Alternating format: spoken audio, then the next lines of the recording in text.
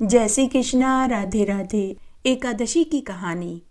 एक बार एक राजा था। उस राजा के दो रानियां थी। राजा की छोटी रानी बड़ी ही धार्मिक प्रवृत्ति की थी। वह हर तरह के व्रत उपवास किया करती थी। धर्म क्रम व्रत उपवास में हमेशा रत रहती थी। वह हर एकादशी का उपवास करती विष्णु भगवान और माता लक्ष्मी का पूजन करती थी। आए दिन उसका कोई न कोई उपवास व्रत होता था, तो उस दिन वह पूरे समय पूजा पाठ में बिताती, ब्रह्मचार्य से रहती थी। राजा को बड़ी रानी से दो पुत्र हुए। हालांकि राजा को छोटी रानी बहुत पसंद थी, लेकिन उससे राजा को संतान सुख नहीं मिला। इधर एक दिन बड़ी रानी के मन में एक विचार आया कि अगर राजा को छोटी रानी से पुत्र हो गया तो राजा मेरा व मेरे पुत्र का कहीं त्याग न कर दे। कहीं इस राज्य का उत्तराधिकार राजा अपनी चहेती छोटी रानी व उसकी संतान को न दे देवे। तब उसके खुराफाती दिमाग में एक घिनौना विचार आया। तब एक दिन बड़ी रानी क्रोधित होकर कोप भवन में जाकर बैठ गई और अन्न जल का त्याग कर दिया। जब राजा को पता चला तो राजा ने बड़ी रानी से पूछा कि हे रानी, तुम क्यों नाराज हो? तुम्हें किसने क्या कह दिया? मुझे बताओ, मैं उसे कठोर दंड दूंगा। तो बड़ी रानी राजा से बोली कि हे महाराज, आप अपनी छोटी रानी को देश निकाला दे दीजिए। जब तक आप उसे देश निकाला नहीं देंगे तब तक मैं अन्न जल नहीं खाऊंगी। राजा ने बड़ी रानी से कहा कि हे रानी, मैं छोटी रानी को कौन से पाप दोष का इल्जाम लगाकर देश से निकालूं? उस बेचारी ने तो आज तक कोई गलती नहीं करी। तो बड़ी रानी बोली कि महाराज, यह मैं नहीं जानती, लेकिन आप उसे महल से ही नहीं राज्य से भी बेदखल कर दीजिए। तब राजा मन ही मन सोचने लगा कि मैं छोटी रानी को उसकी पीहर की कहकर नौकरों के साथ भेज देता हूँ।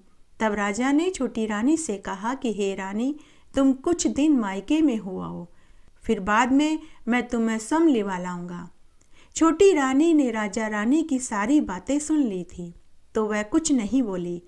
राजा ने दूसरे दिन छोटी रानी को रथ में बैठाकर नौकरों के साथ उसके मायके भिजवा दिया। छोटी रानी मायके में आई तो सब उसे देखकर बहुत खुश हुए। 2-4 दिन तक सभी भाभियां उससे खुश रही, लेकिन धीरे धीरे जब उन्हें पता चला कि ननद रानी तो अनिश्चित समय के लिए हमेशा हमेशा के लिए मायके में आ गई है, यह समझ में आते ही सभी भाभियां ननद रानी से नाराज रहने लगी। तब एक दिन भाभियां ननद से पूछने लगी कि हे ननद रानी, आपने ससुराल में ऐसा क्या कर दिया कि नंदोई जी ने आपको हमेशा के लिए मायके भिजवा दिया? तो एक भाभी बोली कि अरे, ननद बाई ने नंदोई जी को औलाद सुख ही नहीं दिया। बेचारे नंदोई जी बांझ औरत को कब तक अपने पास रखते। ऐसा कहकर सभी भाभियां ननद के ऊपर हंसने लगी। जब माता पिता को पता चला तो उन्हें अपनी बेटी के दुख पर बहुत दुख हुआ। तब छोटी रानी अपने माता पिता से बोली कि माँ बाबूजी, मैं अब यहाँ नहीं रहूँगी। आप मुझे कुएं के पास झोपड़ी बना कर के दे दो। मैं अपनी बाकी की जिंदगी वहीं रहकर भगवान की पूजा पाठ करके बिताऊंगी। माता पिता व भाइयों ने बहुत समझाया, लेकिन छोटी रानी नहीं मानी। तब माता पिता व भाइयों ने नगर के बाहर कुएं के पास झोपड़ी बना कर के दे दी। अब छोटी रानी झोपड़ी में रहने लगी, जंगल के कंदमूल फल लाकर खाने लगी, कुएं का शीतल जल पीकर रहने लगी और हर एकादशी का उपवास करने लगी और भगवान विष्णु और माता लक्ष्मी का पूजन करने लगी। तब उसके कठोर तप व्रत नियम से भगवान विष्णु और माता लक्ष्मी प्रसन्न हो गए। तब एक दिन भगवान विष्णु और माता लक्ष्मी ने एक वृद्ध ब्राह्मण दंपति का वेश बनाया और उसकी झोपड़ी पर आए और भोजन पानी मांगने लगे। तो छोटी रानी ने पूछा कि हे ब्राह्मण देव, आप कौन हैं, कहाँ से आए हैं? तो ब्राह्मण वेश में भगवान विष्णु और माता लक्ष्मी बोले कि बेटी, हम तो तीर्थ यात्री हैं, प्रयाग तीर्थ यात्रा करके आगे जा रहे हैं कि हमें भूख प्यास लगी।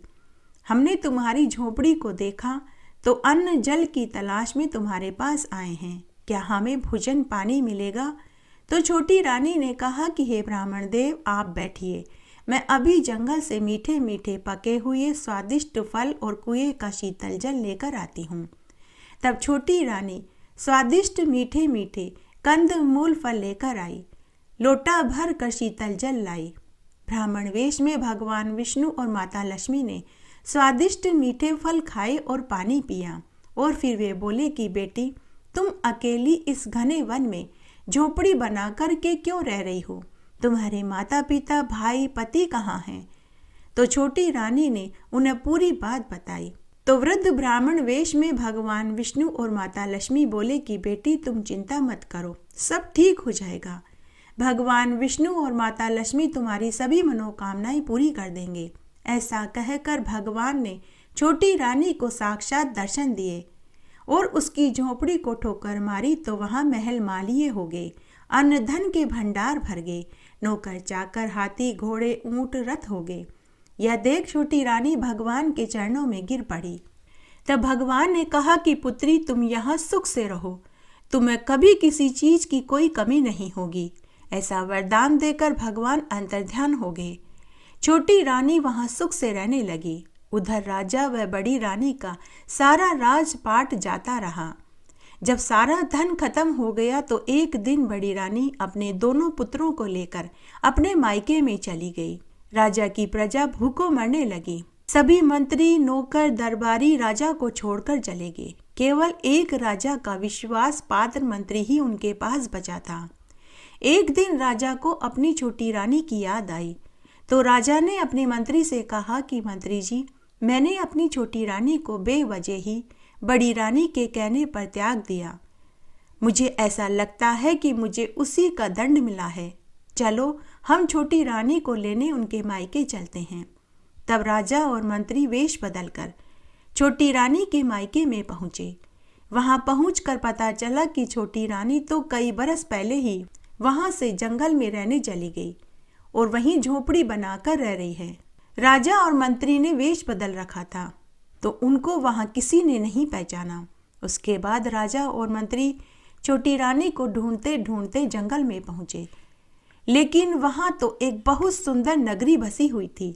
राजा व मंत्री ने वेश बदल रखा था। राजा व मंत्री महल में पहुंचे। तब छोटी रानी ने महल में से चिक के पीछे से देखा तो उसने राजा व मंत्री को पहचान लिया। रानी ने नौकरों व दास दासियों से कहा कि उन्हें बैठाओ और स्वादिष्ट भोजन खिलाओ, मैं स्वयं उन्हें भोजन परोसूंगी। उसके बाद नौकरों ने राजा और मंत्री को भोजन के लिए बैठाया। छोटी रानी ने घूंघट निकालकर उन्हें भोजन की थाली गिलास परोसने आई। उसके बाद छोटी रानी उन्हें भोजन परोसने लगी। राजा का मंत्री बड़ा ही समझदार था। जब छोटी रानी उन्हें रायता परोस रही थी तो राजा के मंत्री ने चुपचाप रायते का छींटा छोटी रानी के पैर पर डाल दिया। इस बात की जानकारी छोटी रानी को नहीं लगी। अब छोटी रानी बार बार पोशाक और गहने बदल बदल कर घूंघट निकाल कर राजा और मंत्री को भोजन परोसने लगी। तब भोजन खाते खाते ही राजा ने धीरे से मंत्री से कहा कि हे मंत्री जी, यहाँ तो एक नहीं अनेक रानियां हैं, हम कैसे पता लगाएंगे कि हमारी वाली रानी कौन सी है? तो मंत्री ने कहा कि महाराज, रानी तो एक ही है, लेकिन वे पोशाक और गहने बदल कर घूंघट निकाल कर के हमें भोजन परोसने आ रही हैं। तो राजा ने मंत्री से कहा कि तुम्हें कैसे पता लगा? तो मंत्री ने कहा कि महाराज, जब रानी रायता परोसने आई थी तब मैंने उनके पांव पर रायते का छींटा डाल दिया था। जब वे पोशाक बदल बदल कर हमें भोजन परोसने आती थी तो हर बार उनके पांव पर मैंने रायते का छींटा लगा हुआ देखा। अगर आपको विश्वास नहीं है तो अभी जब वो पान सुपारी लेकर आएंगी तो आप खुद भी देख लेना। उसके बाद आखिरी में छोटी रानी फिर से अलग पोशाक और गहने पहनकर घूंघट निकाल कर राजा व मंत्री को पान सुपारी देने आई तो राजा ने भी पैर पर रायते का छींटा देख लिया। जब रानी पान सुपारी देकर जाने लगी तो राजा ने रानी का हाथ पकड़ लिया और बोला कि हे रानी, मुझे माफ़ कर दो, मैंने तुम्हें पहचान लिया है। मैं तुम्हें वापस लेने आया हूँ। मैं तुमसे अपनी गलती की क्षमा चाहता हूँ। तो छोटी रानी बोली कि महाराज, मैं एक ही शर्त पर आपके साथ चलूँगी। जब आप यह वचन दें कि आप नगर में विष्णु भगवान व माता लक्ष्मी का मंदिर बनवाएंगे तथा पूरी प्रजा से एकादशी का उपवास करवाएंगे, साथ ही आप भी मेरे साथ जोड़े से एकादशी का उपवास करेंगे और भगवान विष्णु और माता लक्ष्मी का पूजन करेंगे। तो राजा ने छोटी रानी को वचन दिया। उसके बाद राजा अपनी रानी व मंत्री को लेकर वापस महल में आए। महल में आते ही राजा ने पूरी नगरी में यह ढिंडोरा पिटवा दिया कि सभी एकादशी का उपवास करेंगे और भगवान विष्णु और माता लक्ष्मी का पूजन करेंगे। उसके बाद राजा ने नगर में भगवान विष्णु और माता लक्ष्मी का विशाल मंदिर बनवाया। अब राजा स्वयं भी छोटी रानी के साथ एकादशी का उपवास करने लगा और भगवान विष्णु और माता लक्ष्मी का पूजन करने लगा, जिसके कुछ समय के बाद ही राजा का राजपाट पहले जैसा हो गया। पहले जैसे ही अन्न धन के भंडार भर गए, नौकर चाकर हाथी घोड़े ऊंट सब हो गए। उसके साल भर बाद ही रानी को 2 जुड़वा पुत्र पैदा हुए। हे विष्णु भगवान, हे माता लक्ष्मी, जैसे आपने एकादशी के व्रत का फल छोटी रानी को दिया वैसा सबको देना। कहानी कहने वाले को, सुनने वाले को और हुक्कारा भरने वाले को। घटती हो तो पूरी हो तो परवान चढ़े, भूले बिसरे नाम तेरे भंडार में भरे। आइए आज हम एकादशी की सत्य कथाओं में से एक कथा सुनेंगे। एक बार बहुत छोटा सा गांव था। उस गांव में एक सास और बहू रहती थी। बुढ़िया का बेटा परदेश कमाने गया हुआ था। एक दिन चूल्हे की आग खत्म हो गई तो बुढ़िया माई ने अपनी बहू से कहा कि बहू जा गांव में से अग्नि लेकर आ जा। बहू पड़ोस में अग्नि मांगने गई तो पड़ोसन ने कहा कि आज हमारा एकादशी का उपवास है, हमने चूल्हा नहीं जलाया, शाम को आ जाना। बहू आस पास के सभी घरों में अग्नि मांगने गई, लेकिन उस दिन सभी का एकादशी का उपवास था तो किसी ने भी चूल्हा नहीं जलाया था। बहू खाली हाथ ही घर लौट आई और सास से बोली कि सासू माँ, आज गांव में सभी ने एकादशी का उपवास रखा है, किसी के यहाँ भी चूल्हा नहीं जलाया। सभी ने कहा कि शाम को चूल्हा जलेगा तो आकर अग्नि ले जाना। तब दोनों सासू बहू पानी पीकर ही रह गई। शाम को सासू अग्नि लेने गई तो पड़ोसन ने कहा कि अरे बहन, सुबह तुम्हारी बहू अग्नि लेने आई थी, लेकिन आज हमारे घर में सभी का एकादशी का उपवास था तो सुबह चूल्हा नहीं जला, अब तुम अग्नि ले जाओ। सास ने उनसे कहा कि एकादशी करने से क्या फल मिलता है और इस एकादशी के व्रत में किसकी पूजा करते हैं। तो पड़ोसन ने कहा कि अरे बहन, एकादशी का व्रत करने से निर्धन को धन मिले, निपुत्रों को पुत्र मिले, बिछड़ों का मिलन हो, बुजुर्गों को वैकुंठ का वासा मिले। एकादशी के व्रत में विष्णु भगवान और माता लक्ष्मी का पूजन करते हैं। जो कोई भी एकादशी का व्रत करता है उसका घर धन धान्य से भर जाता है। तब सास ने पड़ोसन से एकादशी की पूरी विधि और कथा सुनी और उसने कहा कि मैं भी आज से एकादशी का उपवास करूंगी। उसके बाद सास अग्नि लेकर घर आई। घर आते ही उसने अपनी बहू से कहा कि बहू, आज हम सुबह से ही भूखे प्यासे हैं, क्यों न हम भी आज से एकादशी का उपवास करें। फिर सास ने बहू को एकादशी का महात्म्य सुनाया, कथा कहानी सुनाई, विष्णु भगवान की पूजा करी, तुलसी जी के दिया बाती करी और एकादशी व्रत वाला शाकाहारी भोजन बनाया। सास और बहू दोनों पारणा करने के लिए बैठी कि तभी बुढ़िया का बेटा परदेश से खूब सारा धन कमा कर के लौट आया। उसने दरवाजा खटखटाया तो माँ ने मन ही मन सोचा कि पहले व्रत का पारणा कर लूं, फिर दरवाजा खोलूंगी। लेकिन बहू पति के आने का सुनकर उतावली हो रही थी। उसने व्रत का पारणा नहीं किया, भोजन को थाली में इधर उधर करके पानी पीकर उठ गई और झट से जाकर दरवाजा खोल दिया। पति ने पूछा कि मेरी माँ कहाँ है, तो पत्नी ने कहा कि वो तो व्रत खोल रही है। पति बोला कि मैं इतने दिनों बाद घर लौटा हूँ, क्या माँ को मेरे आने की खुशी नहीं हुई जो मुझसे मिलने नहीं आई। फिर पति ने अपनी पत्नी से पीने का पानी मांगा तो पत्नी झट से जल का लोटा लेकर आकर खड़ी हो गई। तो पति बोला कि मैं पानी माँ के हाथ से ही पीऊंगा। तब तक बुढ़िया ने व्रत का पारणा कर लिया था। तो वह अपने लड़के से मिलने दरवाजे पर आई। बेटा माँ से मिला, तब माँ ने बेटे के लिए भोजन परोसा। बेटा जैसे ही भोजन करने बैठा तो पहले घास में ही बाल आ गया, दूसरा घास खाने लगा तो पत्नी ने छींक दिया, तीसरा घास खाने लगा तो दाल में कंकड़ आ गया। बेटे ने अपनी माँ से पूछा कि माँ यह सब क्या है? तो माँ बोली कि बेटा मैं क्या जानूं, बहू ही जाने, बहू ने ही भोजन बनाया था। यह सुनते ही बेटा अपनी माँ से बोला कि माँ, जिसके चरित्र की तुम साक्षी नहीं उसके साथ मैं अपना जीवन नहीं बिताऊंगा, तुम इसे अभी घर से निकाल दो। माँ ने बेटे को बहुत समझाया लेकिन बेटा नहीं माना। माँ ने कहा कि बेटा रात हो गई है, इसे सुबह इसके मायके भेज देंगे, अभी रात्रि में यह कहाँ जाएगी, यह एक कोने में पड़ी रहेगी, सुबह होते ही मैं इसे इसके मायके भेज दूंगी। लेकिन बेटे ने हट पकड़ ली।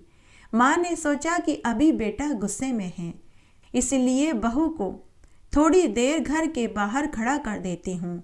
जब बेटे का गुस्सा शांत होगा और बेटे को नींद आ जाएगी तो बहू को घर में ले लूँगी।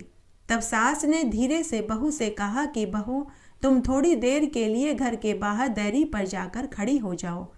थोड़ी देर में जब इसका गुस्सा शांत होगा और नींद आ जाएगी तब मैं तुझे घर के भीतर ले लूँगी। तब बहू घर के बाहर दैरी पर जाकर खड़ी हो गई। तो उसारे ने बहू से कहा कि अरे दुष्ट, चल यहाँ से, यहाँ खड़ी मत हो। जो एकादशी व्रत को खंडित करता है, विष्णु भगवान के व्रत का मान नहीं रखता, मैं उसे अपनी छत्र छाया में खड़ा नहीं होने दूंगा। तब बहू घर के बाहर कचरे के ढेर पर जाकर खड़ी हो गई। तो कचरा बोला कि अरे पापिन, इतना वजन तो मेरे कूड़े कचरे में नहीं जितने पाप का भार तेरा है, चल हट, दूर जाकर खड़ी हो। इस तरह वह जहाँ भी जाती वहाँ से हटा दी जाती। तब वह दुखी मन से जंगल में चली गई। भूखी प्यासी, डरी सहमी वह रात्रि में वन में इधर उधर भटकने लगी कि तभी वह बिना मुंडेर के कुएं में जाकर गिर गई। पूरी रात उसने कुएं में बिताई। सुबह उसी नगर का राजा शिकार खेलने अपने साथियों के साथ वन में पहुंचा कि तभी कुएं में से बचाओ बचाओ की आवाज आई। राजा ने अपने सेवकों से कहकर उसे कुएं से बाहर निकाला। राजा ने पूछा कि तुम कौन हो, इस कुएं में कैसे गिरी? लेकिन बहू ने कुछ नहीं बताया। उसने कहा कि महाराज, मैं भूखी प्यासी इधर उधर वन में भटक रही थी कि रात्रि में बिना मुंडेर के कुएं में जाकर गिर गई। महाराज, मेरा आगे पीछे कोई नहीं। तब राजा ने उसे अपनी धर्म की बहन बना लिया और उसे महल में लेकर आ गया। राजा ने उसका नाम पूछा तो उसने अपना नाम लक्ष्मी बताया। राजा ने महल में आकर अपनी रानी को पूरी सच्चाई बताई। तो रानी बोली कि महाराज, आपने आज बहुत पुण्य का काम किया है जो इसे अपनी बहन बनाकर के महल में ले आए। इस तरह समय बीतने लगा। जब राजा के महल में रहते हुए एकादशी तिथि आई तो लक्ष्मी ने एकादशी का उपवास किया, भगवान विष्णु का और माता लक्ष्मी का पूजन किया। जब रानी ने अपनी मुंह बोली ननद को पूजा पाठ करते हुए देखा तो पूछने लगी कि तुम ये क्या कर रही हो? तो लक्ष्मी ने कहा कि भाभी, आज मेरा एकादशी का उपवास है।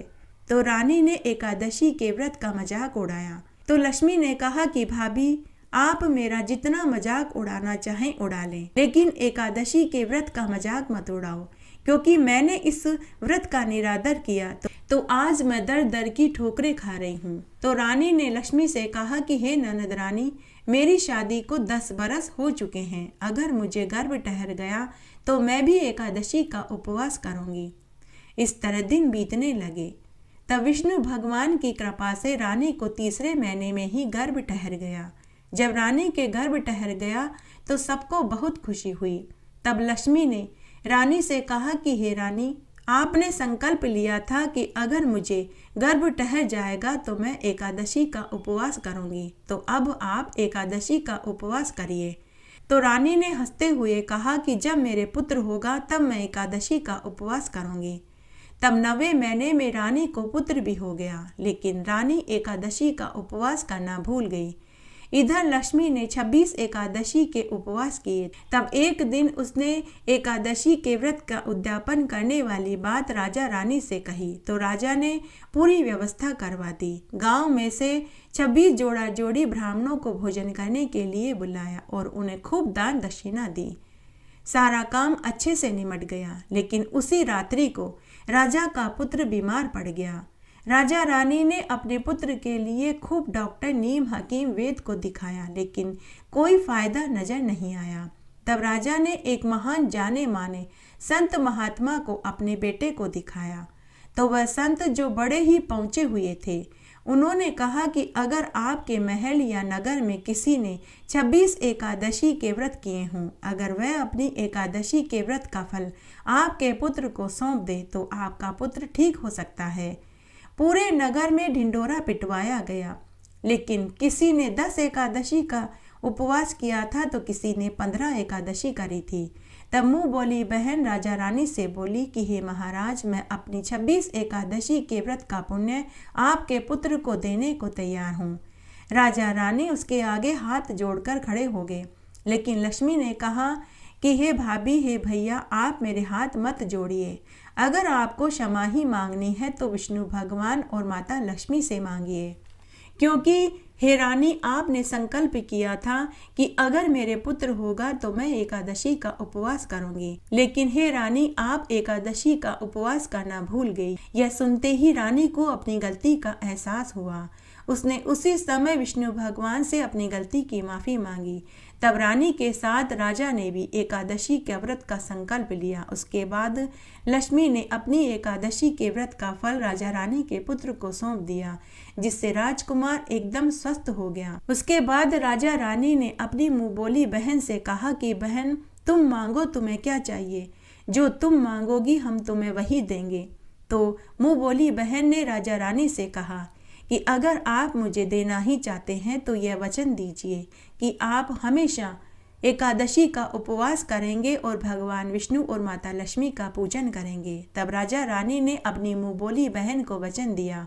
उसके बाद राजा रानी अपनी मुँह बोली बहन के साथ हर एकादशी का उपवास करने लगे और विष्णु भगवान और माता लक्ष्मी का पूजन करने लगे। इधर लक्ष्मी ने एकादशी के व्रत का उद्यापन किया तो उधर लक्ष्मी के पति को सद्बुद्धि प्राप्त हो गई। तब एक दिन उसने अपनी माँ से कहा कि माँ, मैं तेरी बहू को लेने उसके मायके जा रहा हूँ।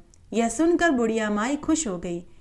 तब बुढ़िया का बेटा अपनी पत्नी को लेने अपने ससुराल में पहुँचा, लेकिन वहाँ जाने पर पता चला कि बहू तो वहाँ आई ही नहीं। तब बुढ़िया का बेटा अपनी पत्नी की गुमशुदगी की रिपोर्ट लिखवाने राजा के महल में गया तो उसने अपनी पत्नी को राजा के महल के बगीचे में झूला झूलते देखा। तो उसने महल के माली से पूछा कि बगीचे में जो वह सुंदर युवती झूला झूल रही है वो कौन है? तो माली ने कहा कि यह बेचारी तो 1.5-2 साल पहले एक कुएं में गिरी पड़ी थी। उसी समय राजा अपने सेवकों के साथ शिकार खेलने वन में गए। तब राजा ने अपने सेवकों के साथ इसे कुएं में से निकाल कर के बचाया और इसे अपनी मुँह बोली बहन बना कर के महल में ले आए। इस बेचारी का तो इस संसार में कोई नहीं। तभी लक्ष्मी की नज़र अपने पति पर पड़ गई। वह अपने पति को पहचान गई और शर्माकर लजाकर महल में भीतर चली गई। तब रानी ने देख लिया। रानी ने अपनी ननद से पूछा कि अरे मेरी प्यारी ननद, आज आप उस युवक को देखकर ऐसे शर्मा रही हो जैसे वो आपके पति हों। तो लक्ष्मी ने रानी माँ को पूरी सच्चाई बताई। रानी ने यह बात राजा से कही। तब राजा रानी ने अपनी मुँह बोली बहन को पूरे आदर सम्मान के साथ उसके पति के साथ विदा कर दिया और साथ ही उसे खूब सारे कीमती उपहार, गहने, कपड़े, हाथी, घोड़े, ऊँट और दास दासियाँ भी दे दी। जैसे ही लक्ष्मी अपने पति के साथ जाने लगी तो उसके पीछे पीछे राजा का सारा राजपाट, वैभव, धन लक्ष्मी भी जाने लगी। तो रानी अपनी ननद से बोली कि अरे ननद बाईसा, जरा पीछे मुड़कर तो देखो, आप तो अपने साथ हमारा सारा राजपाट और सारी लक्ष्मी भी ले जा रही हो। जैसे ही लक्ष्मी ने पीछे मुड़कर देखा तो भाई भाभी का राजपाट उनके पास ही रह गया। हे विष्णु भगवान, हे माता लक्ष्मी, जैसे एकादशी के व्रत का फल लक्ष्मी को दिया, राजा रानी को दिया, वैसे सबको देना, कहानी कहने वाले को, सुनने वाले को और होकारा भरने वाले को। आइए तुलसी जी की सत्य कथाओं में से एक कथा सुनते हैं। एक गांव में दो देवरानी जेठानी रहती थी। जेठानी बड़ी ही चालाक और लालची और घमंडी स्वभाव की थी, जबकि देवरानी बड़ी ही सरल, नम्र, दयालु स्वभाव की, सबके मदद करने वाले स्वभाव की थी। जेठानी का पति अच्छा कमाता था, घर का सारा खर्चा वो ही उठाता था। एक दिन जेठानी की माँ अपनी बेटी से मिलने आई तो उसने यह सब कुछ देख लिया। तो माँ ने अपनी बेटी के कान भर दिए और बोली कि बेटी, तेरा पति अकेला कमाता है, तेरा देवर तो कमाता धमाता ही नहीं। कल को तेरे बच्चे बड़े होंगे, परिवार बढ़ेगा, इस तरह तो तू कभी धन ही नहीं इकट्ठा कर पाएगी। तो जेठानी अपनी माँ से बोली कि माँ, अब तुम ही बताओ मैं क्या करूँ। तो माँ ने कहा कि बेटी, जैसा मैं कहूँ तो वैसा ही करना। उसके बाद जेठानी की माँ ने अपनी बेटी के कान भर दिए। उसके बाद उसकी माँ चली गई। दूसरे दिन जेठानी अपने सास ससुर से बोली कि माँ, बाबूजी, मैं अलग रहना चाहती हूँ। मेरे पति अकेले कमाने वाले, देवर जी तो कमाते ही नहीं, इस घर का खर्चा मेरे पति क्यों उठाए, इसलिए अब मैं अपने पति और दोनों बच्चों के साथ अलग रहना चाहती हूँ। सास ससुर ने बहुत समझाया, लेकिन बड़ी बहू नहीं मानी। इस तरह लड़ाइयाँ बढ़ने लगी। रोज रोज घर में क्लेश होने लगा। तब एक दिन घर, जमीन, जायदाद व मवेशियों का बंटवारा हो गया। जेठानी ने पक्का घर, उपजाऊ जमीन व दूध देने वाली गाय खुद ले ली। गहने घाटे सारे उसने खुद रख लिए। देवरानी को 2 टूटी फूटी झोपड़ियाँ, बंजर जमीन और जो गाय दूध नहीं देती थी, बीमार थी, वह गाय दे दी। सास ससुर और ननद की जिम्मेदारी भी देवर देवरानी को दे दी।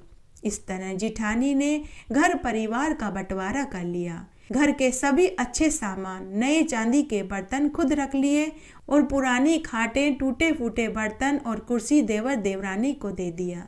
जब सारा बंटवारा हो गया तो देवरानी जेठानी से बोली कि भाभी जी, आपने घर, जमीन, मवेशियों का जो भी बंटवारा किया वह मुझे मंजूर है, लेकिन भाभी जी, वो तुलसी का पौधा जो आपके आंगन में रह गया वो मुझे दे दीजिए, या फिर आप मुझे रोज आपके आंगन में आकर तुलसी पूजा करने की अनुमति दे दीजिए। यह सुनते ही जेठानी झल्ला गई और गुस्से में बोली, अरे मुझे भी इतना समय कहाँ है जो मैं पेड़ पौधों की पूजा करती फिरूं और पानी देती रहूं। फिर जेठानी ने गुस्से से तुलसी का पौधा जड़ से उखाड़ कर देवरानी को दे दिया और बोली कि ले, तू ही ले ले, तू ही इन पेड़ पौधों की पूजा कर। तुलसी पूजा व तुलसी पौधे का जेठानी ने अपमान किया। तो उसी समय लक्ष्मी रूप में तुलसी जी जेठानी से रुष्ट हो गई और देवरानी के साथ उसकी कुटिया में चली गई। उसके बाद देवरानी ने तुलसी के पौधे को लाकर अपने आंगन में मिट्टी में रोप दिया। साथ ही उसने बहुत सुंदर सुंदर मांडने बनाए, लक्ष्मी जी के पगलियाँ बनाए, दीपक बनाई, चौकी बनाई। उसके बाद देवरानी ने अपनी टूटी फूटी झोपड़ी की मरम्मत करी। अब रोज देवरानी अपने सास ससुर और ननद की सेवा टहल करने लगी। रोज सुबह जल्दी उठकर घर का झाड़ू बुहारा करती, स्नान आदि करके तुलसी जी को जल से सींचती, दिया बाती करती, मेहंदी, काजल, लच्छा भोग चढ़ाती। शाम को पुनः संध्या पूजन करती। माँ तुलसा की कृपा से देवरानी के पति को राजा के दरबार में नौकरी मिल गई। राजा उसकी ईमानदारी से बहुत प्रसन्न हुए तो राजा ने उसे रहने को सुंदर मकान और साथ में उपजाऊ जमीन भी खेतीबाड़ी के लिए दे दी। उसके बाद देवरानी अपने पति, सास ससुर व ननद के साथ खुशी खुशी नए मकान में रहने लगे। 2-4 साल बाद ही देवरानी ने अपनी ननद की धूमधाम से शादी कर दी। उधर जेठानी ने जिस दिन माता तुलसी का अपमान किया था, जड़ से उखाड़ कर देवरानी को गुस्से से दिया था, उसी क्षण लक्ष्मी जी उसके घर से रुष्ट होकर चली गई। उसके 6 महीने में ही पति की नौकरी चली गई।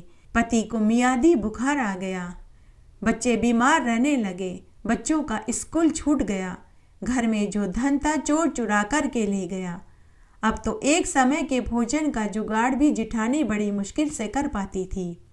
अब जेठानी लोगों के घरों में झाड़ू पोछा करने लगी। उधर देवर देवरानी दिन दूनी रात चौगुनी तरक्की करने लगे। हे माँ तुलसा, जैसा आप देवरानी के ऊपर टूटी वैसे सबके ऊपर टूटना, कहानी कहने वाले के ऊपर, सुनने वाले के ऊपर और हुक्कारा भरने वाले के ऊपर। मारी तुलसा बड़ी गुणवान, वारी जाऊं तुलसा पे, आओ री सहेलियां आपा तुलसा न सींचा, आओ री सहेलियां आपा तुलसा न सींचा, थाका फल फूल घर बार, वारी जाऊं तुलसा पे। जो कोई तुलसा के दिवला जलावे, जो कोई तुलसा के दिवला जलावे, वाका घरा उजाला होए जाए, वारी जाऊं तुलसा पे। जो कोई तुलसा के चीर उड़ावे, जो कोई तुलसा के चीर उड़ावे, वाका चुनर अमर हो जाए, वारी जाऊं तुलसा पे। वाका पिहर अमर होए जाए, वारी जाऊं तुलसा पे। जो कोई तुलसा के श्रृंगार चढ़ावे, जो कोई तुलसा के श्रृंगार चढ़ावे, वाका अमर सुहाग होए जाए, वारी जाऊं तुलसा पे। वाका अमर सुहाग होए जाए, वारी जाऊं तुलसा पे। जो कोई तुलसा के भोग लगावे, जो कोई तुलसा के भोग लगावे, वाक भर्या रवे भंडार, वारी जाऊं तुलसा पे। जो कोई तुलसा का बिड़ला न गावे, जो कोई तुलसा का बिड़ला न गावे, वाक बैकुंठ वासा होए जावे, वारी जाऊं तुलसा पे। मारी तुलसा बड़ी गुणवान, वारी जाऊं तुलसा पे। गाय माता की कहानी। एक बार एक गांव में एक ब्राह्मण दंपति अपने बेटे के साथ रहते थे। उनका बेटा सुबह पाठशाला जाता और दिन में गांव के जमींदार और धनी सेठों की गायें चराने जाता था। ब्राह्मण के पास एक गाय और एक बछड़ी थी, जिसे चराने की जिम्मेदारी ब्राह्मण के लड़के की थी। ब्राह्मण अपने यजमानों के यहाँ पूजा पाठ यज्ञ हवन करता था। बदले में वे उसे सीधा देते थे। सीधे में आटा, दाल, तेल, गुड़, चीनी और रुपया देते थे। उसी से उनका गुजर बसर चलता था। ब्राह्मणी घर पर सारा काम करती थी। गाय को पानी पिलाती, गाय के खूंटे की साफ सफाई करती, गोबर पोठे उठाकर उपले बनाती। इस तरह घर में सभी का काम का बंटवारा हो रखा था। एक दिन ब्राह्मण के पुत्र ने अपने माता पिता से कहा कि मैं रोज रोज गाय चराने नहीं जाऊंगा। इस तरह मुझे मेरे दोस्तों के साथ खेलने का समय ही नहीं मिलता। माता पिता ने अपने बेटे को समझाया कि बेटा, गाय की सेवा और पूजा करने का बहुत पुण्य फल मिलता है। तुम बड़े भाग्यशाली हो जो तुम्हें गाय की सेवा करने का मौका मिला है। फिर बेटा, तुम तो वन में गाय चराते समय भी अपने दोस्तों के साथ खेल सकते हो। लेकिन ब्राह्मण का बेटा नहीं माना। एक दिन वह नाराज होकर बिना बताए घर छोड़कर गांव छोड़ने का विचार बनाकर शहर जाने लगा। गांव से बाहर जाने के लिए जंगल के रास्ते से होकर जाना पड़ता था। जैसे ही उसने यह विचार बनाया तो उसके पितर नाराज हो गए। जब ब्राह्मण का बेटा जंगल के रास्ते से जा रहा था तो रास्ते में उसे एक पीपल का पेड़ मिला। उस पीपल के पेड़ पर बहुत सी आत्माएं उल्टी लटकी हुई थी। एक बार तो ब्राह्मण का बेटा डर गया, लेकिन उसने थोड़ी हिम्मत जुटाई। डरते डरते उसने पूछा कि आप कौन हैं और पेड़ पर इस तरह उल्टे क्यों लटके हुए हैं। तब सभी आत्माएं रोने और बिलखने लगी कि हम सब ब्राह्मण वंश के पितर हैं। हमारा पोता गाय सेवा को त्याग कर गांव छोड़कर अपने माता पिता को अकेला छोड़कर शहर जा रहा है। हमें उसी के बुरे कर्म का फल भोगना पड़ रहा है। तब ब्राह्मण का बेटा बोला कि वो तो मैं ही हूँ। मैं ही गांव छोड़कर, माता पिता को छोड़कर, गाय की सेवा छोड़कर शहर जा रहा हूँ। तब सभी पितर बोले कि अरे निर्लज, तुझे शर्म नहीं आई? जो तू गाय की सेवा टहल छोड़कर अपने माता पिता को त्याग कर शहर जा रहा है। अगर हमारी इस दशा पर तुझे जरा भी दया है तो तू अभी इसी समय वापस अपने गांव जा, अपने घर जा और अपने माता पिता से माफी मांग और गाय की सेवा कर। तभी हमारी आत्मा को संतुष्टि मिलेगी। ब्राह्मण के बेटे को पितरों की आत्मा पर दया आ गई। उसके बाद ब्राह्मण के बेटे ने अपने कुल के सभी पितरों से माफी मांगी और वापस अपने गांव, अपने घर लौट आया और उसने पूरी बात अपने माता पिता को बताई। तो उसके माता पिता ने अपने पुत्र को हृदय से लगा लिया। अब वह वापस गाय की सेवा करने लगा। जब उनका बेटा विवाह लायक हुआ तो माता पिता ने उसके विवाह के लिए सुसंस्कृत लड़की देखने लगे। तब ब्राह्मण के बेटे ने कहा कि माँ बाबूजी, मैं एक ही शर्त पर विवाह करूँगा। आप जिस कन्या से भी मेरा विवाह करें वह भी गोभक्त होनी चाहिए। तब उसके माता पिता ने गांव के ही सोम शर्मा की लड़की से, जो कि गोभक्त थी, उसी के साथ अपने पुत्र का धूमधाम से विवाह कर दिया। शादी के साल भर बाद ब्राह्मण ब्राह्मणी को एक पोता हुआ। तब पोते का नामकरण कार्यक्रम का आयोजन किया गया। काशी से एक महान पंडित को बुलवाया गया। पूरे गांव में जश्न का माहौल था। पूरे गांव को ब्राह्मण दंपति ने लड्डू पूड़ी सब्जी जिमाई। काशी पंडित ने ब्राह्मण के पोते का नाम गोपाल रखा। ऐसा परिवार, ऐसे बेटा बहू जिन्होंने अपनी पूरी उम्र गाय की सेवा में बिताई, ऐसे पोते का नाम गोपाल ही हो सकता था। सभी ने ब्राह्मण के पोते के नाम की खूब प्रशंसा करी। जय हो गाय माता की।